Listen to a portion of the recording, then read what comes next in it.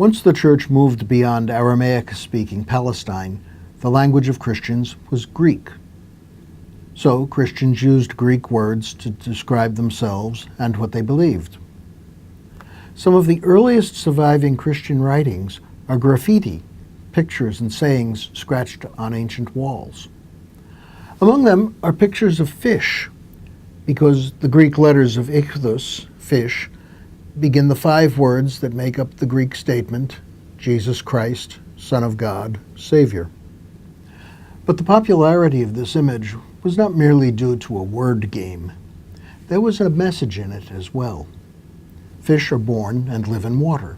Christians too come to new life in the water of baptism.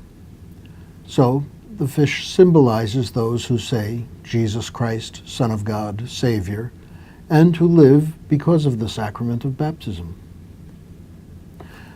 Some fish are beautiful, some are grotesque. When they're in water, they generally move gracefully, and even the most grotesque have a certain beauty. Out of water, they flop around, their colors fade, they die. If I separate myself from Jesus Christ, Son of God, Savior, I become a fish out of water. I will lose my true beauty and gracefulness.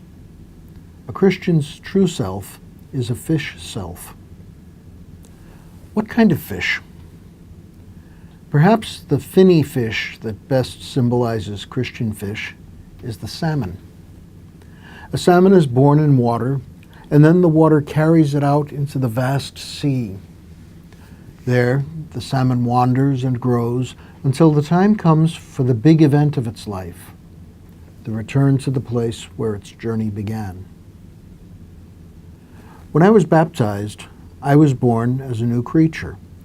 God looked upon me as upon Jesus and said, "This is my beloved child with whom I am well pleased." That was the beginning of my journey of faith. My baptized life has carried me out into the great sea of the world, and I've grown as a member of my species, the Christian fish. Someday, I will return to the point at which I started, and I hope that God will say, "Here once again is my beloved child, worn with the journey of life, coming now to the fulfillment of the union with me that started in baptism. I am well pleased." I'm a fish. I'm something else as well. The baptism of Jesus was a declaration of his sonship. In that baptism, God declared who Jesus was. The same happened, less dramatically, but no less really, in my own baptism. When the water shows us to be fish, the sacrament declares us to be beloved sons and daughters of God. That has implications for our lives. When God declared Jesus to be my beloved Son, his ministry and his journey to the cross began.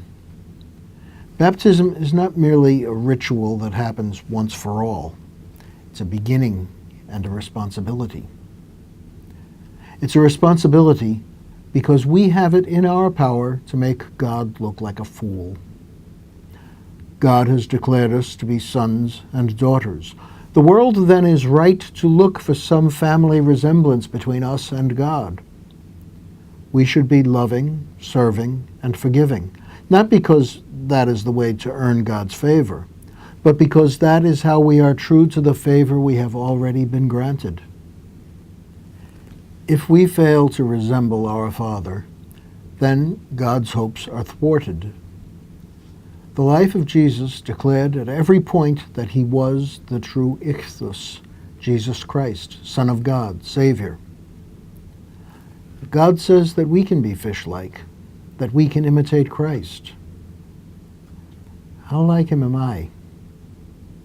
In today's reading from the Acts of the Apostles, Peter tells the crowd what they can expect of fish people, followers of Christ, who went about doing good and healing all who were oppressed by the devil. We should do likewise. It isn't hard to find good that needs to be done. It isn't hard to find the oppression of evil. We must be willing to swim into the mess of the world and show that God's life can be lived there. The sea looks like a forbidding place, yet that is where fish live. The world can look like a forbidding place, yet it is a natural habitat for those who have been made fish in the water of baptism.